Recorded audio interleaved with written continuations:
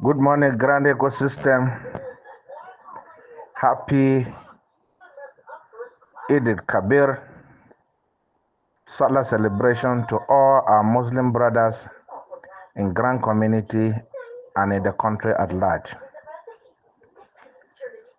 I am Reverend Moses from Abuja, celebrating with you and facilitating with the Grand Commander, Apostle Dr. Chaplain Colonel Ken Wakama, whom God has appointed as a set man to lead us to our promised land. The apostle, sir, every occasion draws closer to this grant. Every occasion draws closer to our promised land. I appreciate your effort. I appreciate your resilience, your patience in trying to keep the community and give Nigerian hopes. I want to appreciate all the contributors from different quarters who have kept us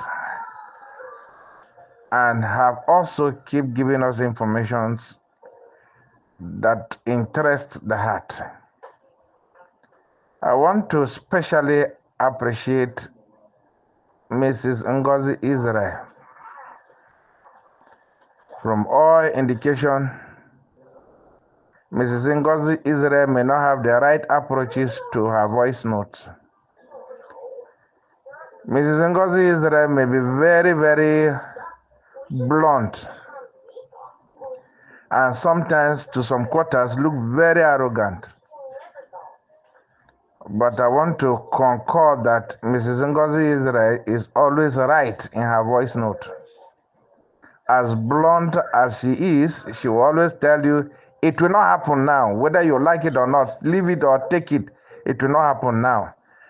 And it's like all those that always give hopes will still fall back to what Mrs. Ngozi Israel have said.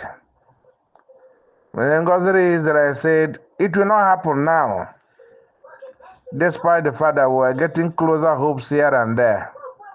And it's like everything in the grand ecosystem now still pulls back to what she will always say. Mrs. Ngozi is a happy Salah celebration to you. I know you are not a Muslim, but I know you are a Nigerian and you join the whole world to celebrate this Salah celebration. The Bible says, celebrate with those who are celebrating and mourn with those who are mourning. And I know in the spirit of a good Christian, you are celebrating the Salah to celebrate the festival with all Muslims.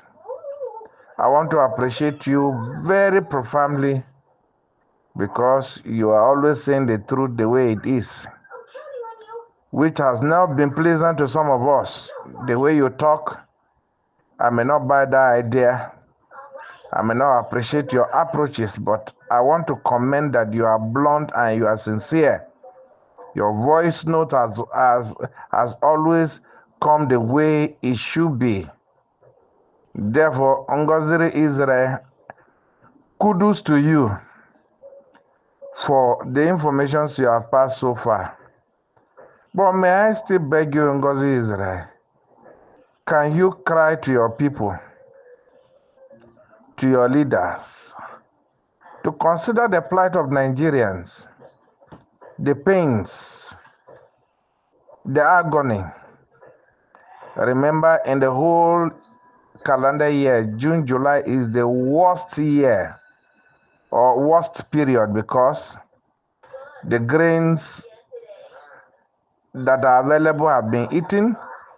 The remaining ones are all planted. Most people have planted what they are supposed to plant, and it's not at home, it's in the farms, in the market, it's expensive and not available.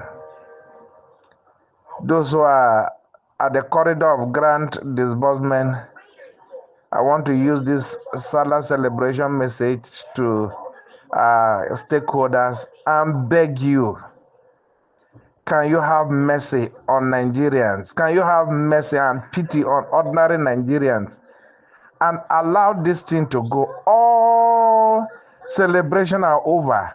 I think this is the last celebration of the year, at least for the first and second quarter of the year. Please, I am begging you, the leaders of grand disbursement, have pity on poor Nigerians.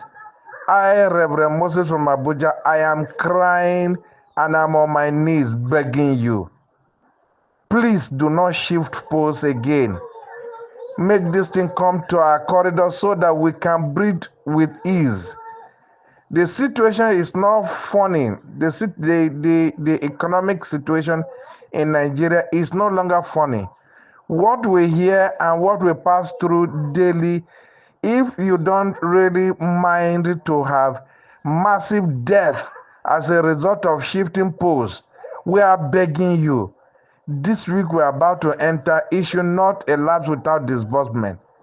We are begging those who will care to listen. It is no longer business as usual. It is at the breaking point. An average Nigeria is at its breaking point. Please come to our aid and let disbursement commence as soon as possible so that one can survive, so that people can survive. I happen to come from an area where we are under a siege right now.